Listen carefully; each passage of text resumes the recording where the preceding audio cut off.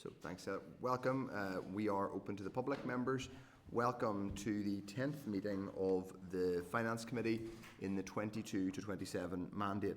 Members, as always, the meeting will be recorded and broadcast throughout Parliament buildings online, albeit it will be a relatively short broadcast today because of the nature of the meeting. Those in the public gallery, which I don't think there is anybody, are welcome to use. Of course, Eileen is here from Reyes. Are welcome to use mobile devices as long as they are silent or in airplane mode. Agenda item 1 is apologies. We have no apologies from anybody. No. Agenda item 2 is declaration of interests. Would any members like to declare? Apologies. And the building. I've seen He's in the Mr. building. Carroll. He is here.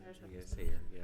yes, we haven't received any apologies. Certainly, we have two other member. Well, one other member who may be joining us, but we haven't received an apology. So I assume he will join us at some point. Agenda item 2, declaration of interest. So any member who has a relevant interest to declare can do so now. No. Agenda item 3 is chairperson's business. So the department has confirmed that a paper on a draft 24-25 budget has issued to ministers for discussion at tomorrow's executive meeting. This will have an impact on the forward work programme in the committee pack, and this will be discussed further under that item in the agenda. That was just confirmed to us today. Confirmed to us this morning. Good. So the Minister has now confirmed with the media. There was an article on the BBC. So it is official. It's official that a draft budget is being presented to the executive. Obviously, that doesn't mean it's going to be agreed. So we can't make that assumption. But we do know a budget paper has been prepared. In fact, I think the officials confirmed that to Deirdre Hargey last week that a paper was ready. Okay. Unless anyone wants to make a comment on that, there's not much to say other than to move on to agenda item 4, which is the draft minutes of the meeting that we held on the 17th of April. Members, that is at page 7 of your meeting pack. There was a minor numbering error under matters arising in the draft minutes that were issued in the meeting pack. This has been amended. I'm sure you all noticed that, and we're quick to tell the clerk. Several emails we take. Yes. No other changes have been made. So if members are content, those minutes are true reflection. I will sign them. Agenda item 5 is matters arising. Now, at last week's meeting, we had a discussion about the LCM, legislative consent motion for the LCM. Members will recall that the Finance Minister, so we wrote to the Finance Minister asking whether she would be bringing an LCM regarding this Westminster bill as it deals with Department of Finance remit devolved issues, namely procurement. In her correspondence, the Minister has indicated that she is not supportive of an LCM as the bill goes beyond procurement and investment issues and, quote, seeks to limit ministerial powers with regard to decision making in these areas. As the committee is aware, both the Senate Cymru and the Scottish Parliament have not consented to being included in the bill. The Minister indicates that her position has been conveyed to the Executive Office and the request for an LCM is currently being considered by the First and Deputy First Ministers. There was a proposal last week which was made by Mr Tennyson that the committee write to the Minister expressing, I think, broad agreement with her position that we did not agree that we should give consent to this LCM. Obviously, the Minister's position is that she's told us, which is useful, that she doesn't agree with it, but she's kind of given it over to TEO, to the Executive Office, to make a decision on whether an LCM is presented. Do members want to express any views on whether we send said letter or indeed the broader question of the LCM? Steve Aiken. Yeah, two things. One, yes, I think we should send a letter. And the second one is, what's the status of the LCM? Does it have to be presented anyhow, even if we don't agree it?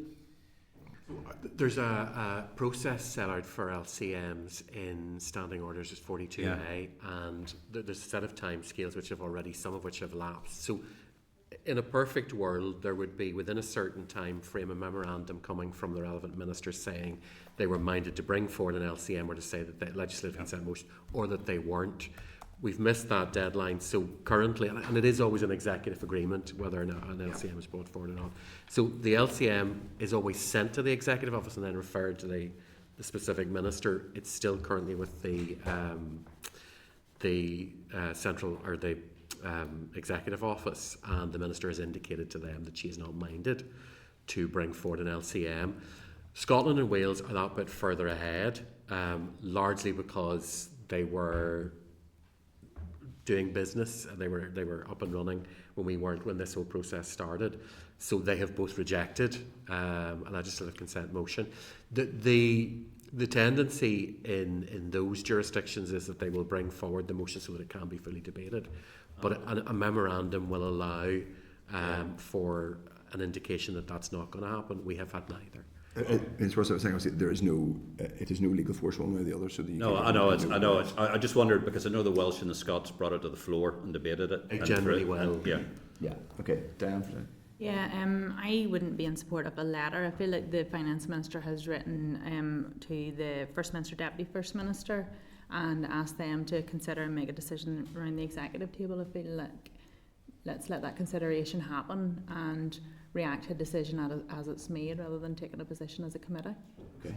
Tennyson, and does anyone else want to come in? Jerry Carr? Yeah, just a contrary view to Diane. I think given the potential consequences in terms of freedom of speech, and also the intent of this bill, I believe, to interfere with the ability of local authorities to engage in ethical procurement, I think it would be valuable actually for the Committee for Finance to take a position and indicate to the Finance Minister and I guess to the First and Deputy First Minister by extension that we don't believe legislative consent should be granted in relation to this particular legislation.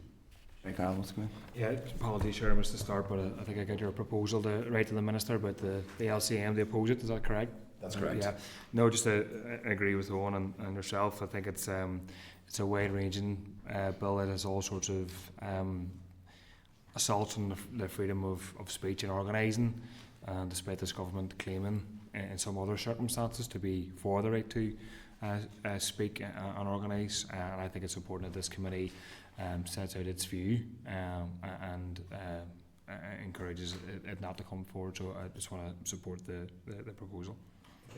Paul Frew, want to come in? Yeah, I have difficulty with this simply because we as a scrutiny committee haven't scrutinised the actual piece of legislation that we're talking about. So if it's actually writing a letter as a committee to welcome a decision that the Minister has taken on a specific legislation, then I have difficulties with that. If it's about a Minister protesting against the Westminster government doing something over our heads, well, that's a totally different question with regards to devolution settlement. So I just feel a wee bit nervous that a scrutiny committee here that's here to scrutinise legislation that hasn't scrutinised this aspect of legislation is making a judgment on it. Okay, any other comments? Anybody else want to come in at this point? Be supportive to endorse the Minister's position, not to allow the LCM. So just for that to be reflected by the committee. My view is I do agree that a letter from us as a committee would be useful, in particular because it doesn't look like we are necessarily going to ever have the LCM to properly scrutinise either in this committee or on the floor of the Assembly.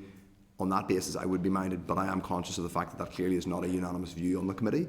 My suggestion would be that the clerk drafts a letter, so rather than us having to record a formal divisional now, and I'm not sure that's totally necessary, but respecting the fact that Diane, Paul have clearly expressed a view that they are not supportive, that the clerk drafts a letter which indicates that the majority opinion on the committee is that there are difficulties, that we share the difficulties the Minister has with the LCM, but that is not a unanimous view of the committee, and that there were other members who expressed who are not in support, or no, I'm not completely presupposing, by the way, your view on the LCM because you haven't seen it scrutinised, but if people are content with that. At this point, yeah, you could reflect it in the words. At this point, there's... Indeed. I think if people are happy enough with that, are people happy with that proposal that we elaborate on the fact that this is not a unanimous view within the committee, but I think the majority view is that we would share the Minister's concerns. Are people content with that? It would just be recorded as sharing the view of the dissenting minority. Indeed. I think it's important that is recorded in fairness. Could I also suggest that we copy that letter to the Executive Office and ask to be kept abreast of their... Chair, I'll put the letter we brought back in a pack next week for members to consider, and then we can act beyond that.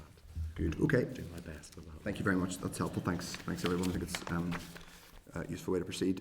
Now, item 2 under matters arising is the Executive Office Assembly and Legislation section guidance on written statements. Members will recall from last week's meeting and the week previous that the use of a 24-hour embargo on Minister written initial statements was queried by me, in fairness. The Department had indicated that such an embargo is used by the Executive Office as the Executive Office request 24-hour notice for any statements. When sending to the Executive Office, the Department will also send a copy to the committee as a courtesy. This allows ministers to have sight of it before the statement is published. Further to this, members can now review a copy of the guidance produced by the Executive Office entitled Assembly Plenary Procedures for Departments, Convention, Rulings and Practice within the NI Assembly. I didn't know that document existed, so I'm glad I know now. Page 7 of this guidance refers to the 24-hour notice period which is given by ministers. At last week's meeting, members also agreed to write to the Executive Office Committee asking if it had considered the issue. If members are content to note that, unless anybody else has any further comments on it. We'll move on. Then the next item is agenda item 3 under matters arising is the Department of Finance's sickness absence data. Members, additional information had been requested from the Department following consideration of the quarterly sickness absence figures for NICS at our meeting on 20th of March. During deliberations, members had queried whether or not the figures could be provided in an alternative format other than the current tabular format. In light of the anticipated increased cost of sickness absence in the NICS, members agreed to ask for more, comprehensive, to request further comparative figures over a longer time series. In particular, members asked for analysis of absence in the years prior to the COVID pandemic in order to explore any potential differentials pre- and post-pandemic. A response can be found at page 56 of the meeting pack, and there is a helpful chart, bar chart, which kind of lists it in basically a 20-year time series. The Department's also highlighted some key sickness absence figures pre and post-COVID. A number of documents, as I said, have been included with the response, including the latest statistical publication and tabular information. The tabular data can be found at page 3 of the tabled pack. So if any member wishes to make any comment or require any further information, just as this report, Chair, is a NISR report, and obviously the one that's attached is the 22-23 year one. Yep. I just wonder, is this published regularly in this format from NISR, or is it just a year-end report? Because obviously, you know, this is really useful, and it'll be useful to look at the 23-24. See, that was published in June 23, so I'm presuming an estimated timescale for publishing 23-24, but if we're going to be looking at this periodically, it would be useful to get it in that format a couple of times a year. I think I agree with that. Yep. You really helpful. Just noteworthy that pre and post COVID, sort of the levels were at about 12.9, 12.2%, and actually during COVID they were down at 9.8%. So actually COVID, there was a lower level of sickness than there was when we were normal working. That's an interesting wrinkle in the observations. Well, I mean, I suppose some of that will be explained probably by the fact that what's that? Not well. Yeah, so that will be the people not being in work and therefore contracting fewer colds and flus. Dramatically. Some of them will also be in that. There obviously are people who might have felt who are at that kind of borderline of do I go into the office, do I not, and they're able to continue. They feel able to continue working from home. sort of gives the lie to the argument possibly that working from home means people are skiving. Do you see what I mean? But anyway, in any case, yeah, I would probably agree with that. So it's not just that you can throw being sick at home more than you can in the office or your workplace, and that would be a natural thing. I suspect. I'm interested to know how they actually get the monetary value, the 39 million, the costing, how they actually break that down. So latest publication indicates sickness absence represents 5.7% lost employee capacity, costing around 39 million. I'm just wondering how they get that 39 million, the breakdown of that equation. Maybe just I would. Would that be lost earnings or? I guess. I mean, you could just do it that way. That would probably be the most simple way to do it. Would be just to calculate the the value of this, the value. An exact science of it. And then with that, on that page 57, the third bullet point, and I'm sure this is only a typo, it says long-term sickness absence more than 20 days continue to account for the majority of working days lost, which is 79.5. 221,000 days in 2022-23 compared to 77% in 2019-20, but it's 273,000 days, so it's an increase in days but a drop in percentage. So it might be just that those figures, one of those figures is the wrong way around, but if we just seek clarification on that.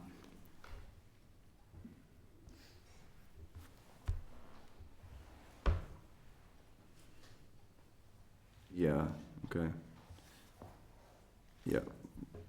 Yeah. I suppose. Yeah. Okay. I think that might. Isn't it just that? Maybe I'm reading it wrong, but it's 79.5%, which equates 221,000 days in 2020-23, compared to 77%, which is 273,000 days.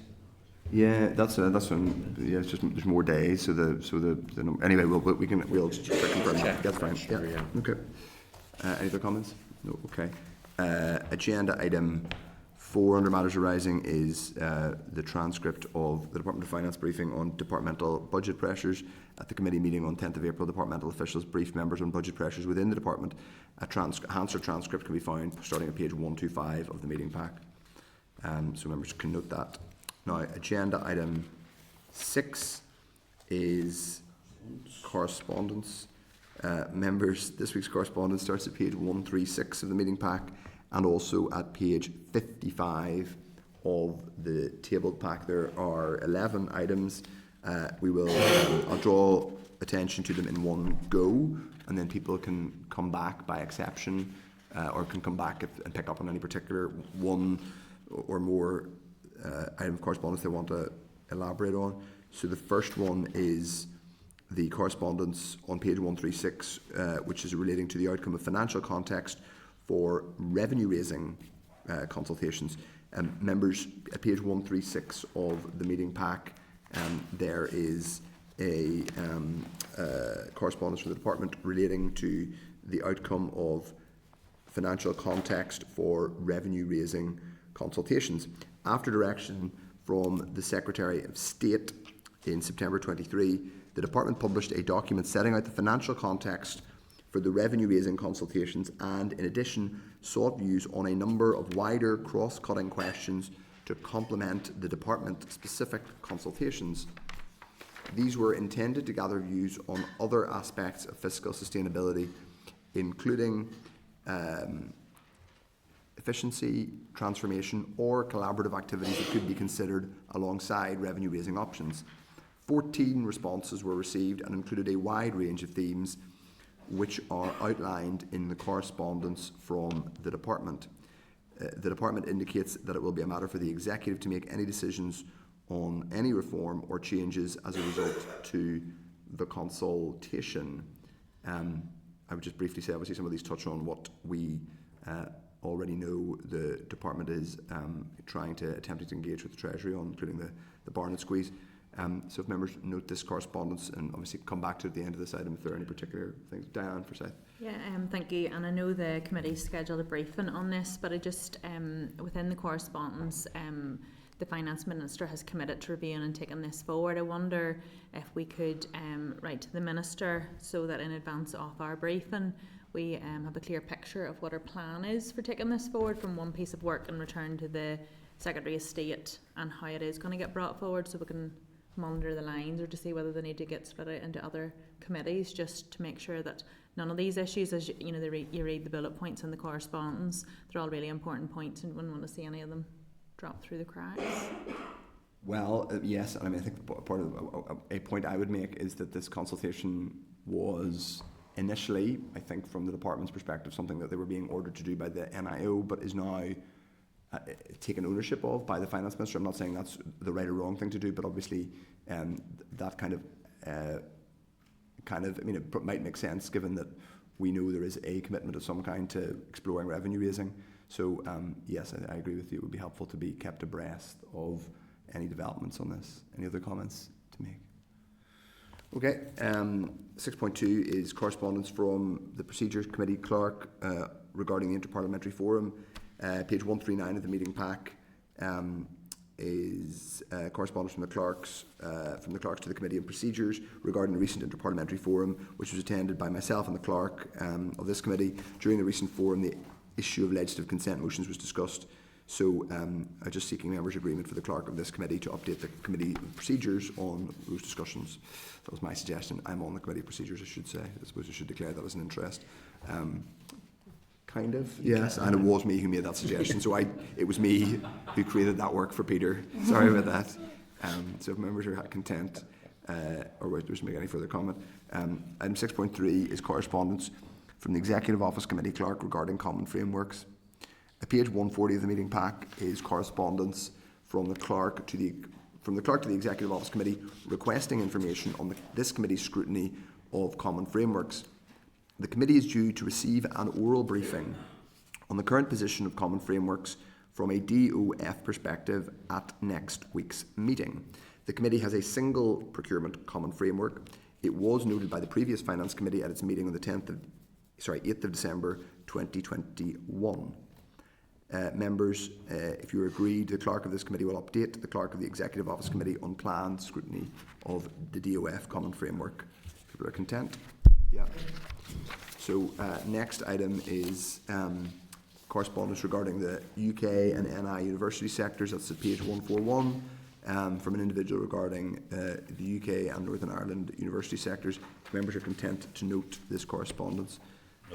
Noted. 6.5 is Department of Finance Memorandum of Reply to the Public Accounts Committee report planning, named Planning in Northern Ireland. At page 147 of the meeting pack, there is a memorandum of reply presented by the Minister of Finance on 18th of April addressing recommendations within the PAC report on planning in Northern Ireland. Does anybody have any comments they'd like to make on the memorandum of reply or any issues associated with it? No. No? Okay. I think it would be helpful for us as a committee to be kept abreast of the work that on an ongoing basis of the work the Finance Department is doing to implement the various recommendations that touch on the Department's responsibilities, if that's okay. People are content with that. And we will also seek the members' agreement to forward that memorandum to the memorandum reply to the Infrastructure Committee. That's agreed. Now, the next item is also relates to the Public Accounts Committee and primacy over the Northern Ireland Audit Office. The Public Accounts Committee has reviewed its primacy over NIAO reports to identify its first 4 inquiries, including public procurement in Northern Ireland and major capital projects follow-up report. We had previously agreed to ask PAC to keep the committee informed of its work regarding the latter. Members may wish to do the same for the inquiry on public procurement. Members, are you agreed to inform PAC of this decision unless anyone wants to make a comment on any of that? Agreed. Okay. Agreed. Item 6.7 is written ministerial statement on civil service pay. Members, at page 55 of the tabled pack, a written ministerial statement is there relating to the 2023 Civil Service Pay Award. It was also emailed to members on the 22nd of April. Would any member like to make a comment on that? No. I would like for us to ask the department to keep us abreast of any outstanding developments in relation to outstanding unresolved pay claims. I believe there is still transport workers is still outstanding. So I would just like us to get an update, if possible, for the next meeting on which. Now I know it'll be for individual departments, but I presume the Department of Finance, being will have some kind of coordinating role, and so we'll be able to keep us abreast. People are content with that. Item 6.8 is, correspondence from the Minister of Finance to the NI Audit Committee. Members at page 58 of the tabled pack. We are copied into correspondence from the Finance Minister to the Chair of the Audit Committee regarding the draft budgets for the NIAO, NIPSO and NIAC. The Minister has indicated that the Audit Committee's decision in respect of these budgets will be reflected in the Budget 24-25 paper she brings to the Executive. And I believe that certainly in relation to the Audit Office, it reflects what they had, certainly some of the concerns they had raised and that we had raised with the Minister. So I'm glad that we did that. I'm glad that we raised those specific concerns with the Minister and the Department here. It looks like they've been addressed. So members, this is to note, unless any member wishes to make any further comment. Okay. Right. So the next item is correspondence from the Economy Committee on non-domestic RHI. Members at page 64 of the tabled pack, there is correspondence from the Economy Committee to the Department of Finance seeking information in relation to the business case for a revised non-domestic RHI tariff. Subsequent to the letter being issued in our pack, the Economy Committee has been in touch to indicate that it should now be regarded as restricted. Not all of the detail in the letter is in the public domain, and there are ongoing legal proceedings. So what that means in practical sessions is that we shouldn't discuss the content of this letter in open session, and the letter should not be circulated any further. Just to the question of non-domestic RHI, the question I think from the Finance Committee's issue is the quantum of the likely funding that's likely to go for it. I think that's the question we're having. We're not asking for the actual sort of breakdown of what they're doing, but it does have budget. It does potentially have budgetary implications, or it might not do. We don't know. But if it's been discussed as there seems to be a remedy for a non-domestic RHI, we as the Finance Committee should be at least be appraised of what the sort of the likely quantum is likely to be. Because if we, we don't have to go far back when we realised that the figures were being bandied around everywhere from about $500 million downwards. We should at least be aware of what the sort of the figures are, if there is a ballpark set of figures that are likely to be there. And that's not a question of sort of restricted information. It's a budgetary thing that this committee should be aware of. Okay. Yeah, notwithstanding the letter or any detail in it, but the fact is, for the last number of years, we've been handing money back to Treasury because the recipients have not received a fair return for their incentive scheme. To advance that further, Mr. Chair, the Minister of the Economy has today answered a question to say that he is now working towards securing the agreement of the Executive to close the scheme. Now, this is very significant. It has been his party's policy for the last number of years to close the scheme. The question I have is what compensation then will have to be paid to the recipients, and then how that affects the budget. So I think that's a valid question that this committee here in Finance should be asking the Finance Minister with regards to if they are going to close the scheme. Well, there's 6 years, I think, left on the RHI scheme. So how are the recipients going to be compensated for their loss if the scheme closes? And how will that burden the budget cell?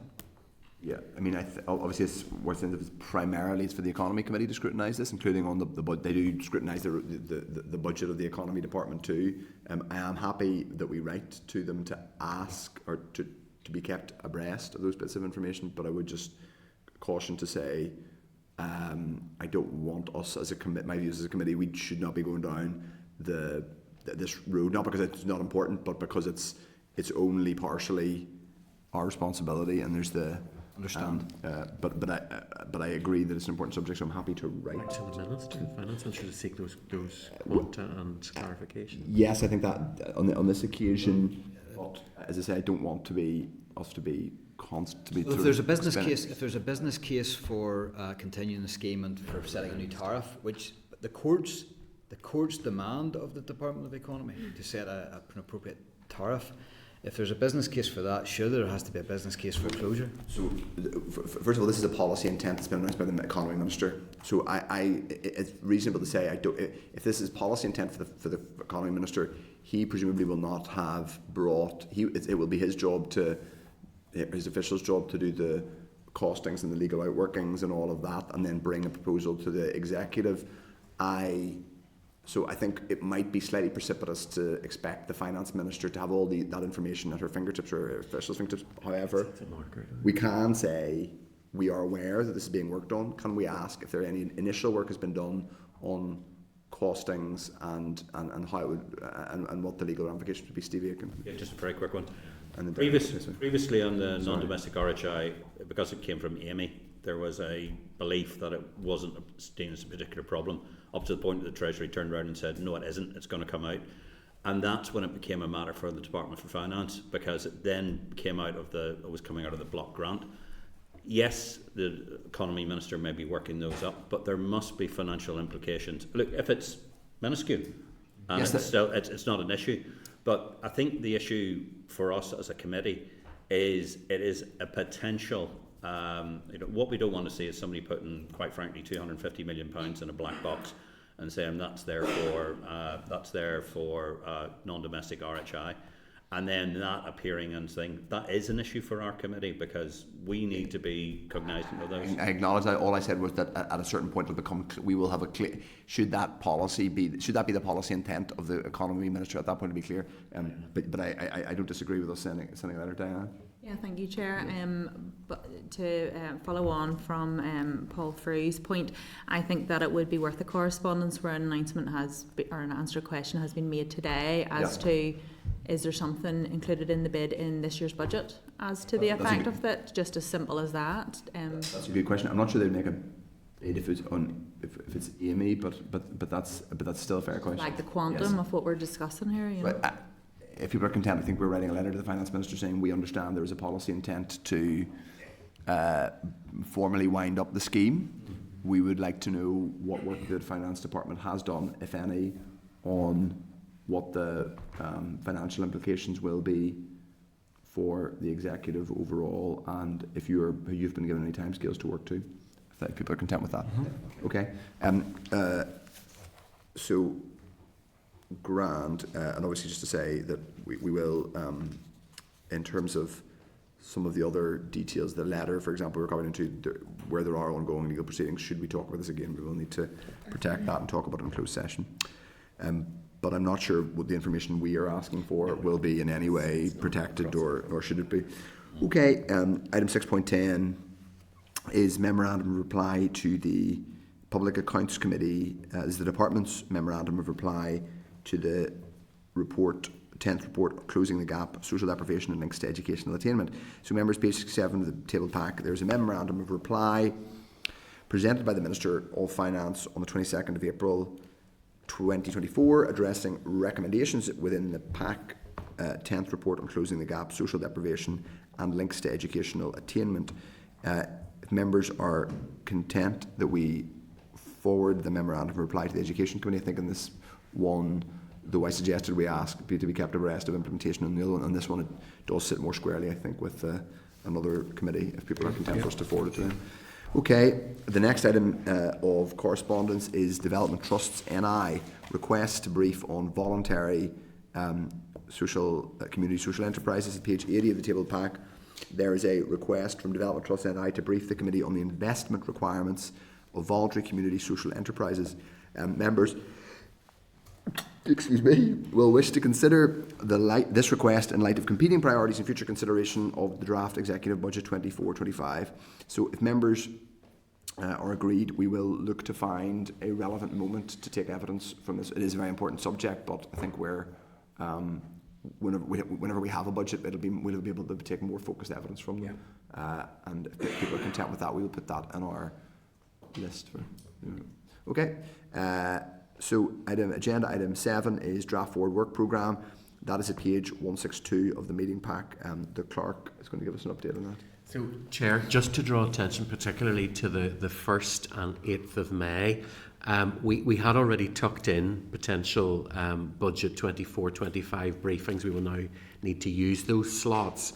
So my suggestion would be to the committee, if next week we had originally planned for briefings around some of the issues that civil law reform have raised with us, and also one around the current position of our common framework.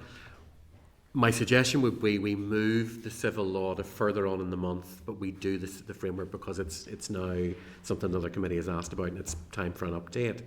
Yeah, sure. Chair, Mr. Aitken. Just a quick one, Chair. I'd highlight at the moment, if we're looking at the forward work programme, the 22nd of May, we might have a bit of a difficulty being quorate because 3 of us will be in the middle of the South Atlantic attending a Commonwealth parliamentary event in St Helena. Now, I'm not quite sure whether we'll be able to get sufficient broadband connectivity for the 3 of us to come in virtually. But just if we were looking at anything that's from the 22nd, that would probably be usefully, Chair. We had we have tucked in draft budget 1st, 8th, and then on the 15th we'd already agreed to fiscal council, and they'll have something to work from then. The 22nd we were looking at our usual monthly forecast outturn, which we get as a written briefing anyway. We hadn't programmed beyond that, so we can do something around that. Should we Okay. We'll look at not be able to connect or worry about quorum? We will look at the agenda. We'll decide. I mean, I'm with the greatest respect, like, and full all respect due to the Commonwealth Parliamentary Association, but I know that we won't be moving the meeting on that basis, but we will look to see what's on the agenda and ensure people, and we'll find out in advance if people are quoted. I suppose I'll say I hope you fare better in St Helena than Napoleon did, but enjoy that. We'll see. Chair, we won't be licking the wallpaper. We're all right. Okay, grand. So we'll look at that. Like, obviously, then the proposal basically is that we will amend our proposed schedule for next week to focus on the budget a bit more, because obviously we had 2 other briefings that are very important, but they're less. So, Chair, the civil law reform we'd moved to the 29th. Okay. So it's still within the month, and it's still in a time scale we can work with. Then on the 8th, the 2 are listed. The 2 we already had there around funds replacing EU funds and Peace Plus. Although it's listed as 2, it'll effectively be done as 1 unit. So I think we can do that, probably yes. still do that, okay. And bring in officials. I think it does have it does link to the budget as well. Yeah. It is a budget issue. Deirdre, how are you? I was just the 8th again, just a reminder. It's Of course, the yes, COVID you've got inquiry, but we don't have times yet, so I come in virtually if I can come in, or if We, not, I'll Chair, we'll have update the you. Zoom. We'll have the Yeah. Zoom facility, and we can do our best with that. That's true. Potentially might work on a ship. I don't know. We're on a ship. We're on an island. Yeah. So you'll be on the island by that stage. Yes. Okay. Yes. That makes sense. Yeah. Very good. So if people are content, we will update it on the committee web pages, and obviously we will have next week. We'll be hopefully debating an agreed draft budget rather than an unagreed one. So just to remember, so yes, Dr. Aitken and which other members are going to be in Silently? So Mr. Frew, Mr. Frew, Mr. Brett. Mr. Brett. Okay. Say the table's going very long. It's depopulating that side of the table almost. Okay, well, if we keep in touch then around how that'll work, but they must have Wi-Fi. But we'll find out. We'll still have 6. We should be. do you want there to be? Do you want to connect from St Helena? Like, if you're all the way down? I'd be quite happy pictures, to. no. Okay. Well, I don't want the time difference. It was actually not very No, it's that not much the same time difference. zone. Yeah, it's Okay. just right down there. Okay. Grand. Okay, so that's the forward work programme. The next item is this is the end of the formal public session of the meeting, because we're going to go into closed session for our strategic planning business. So the final item of this is any other business. Does anybody have any other business they want to discuss in open session? Okay.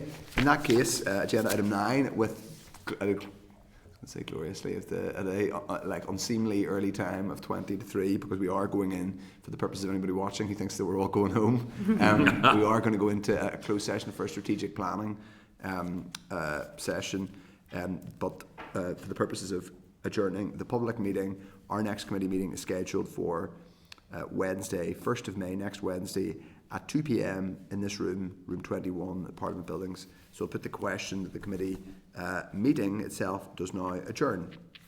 Grand. Agreed. Okay.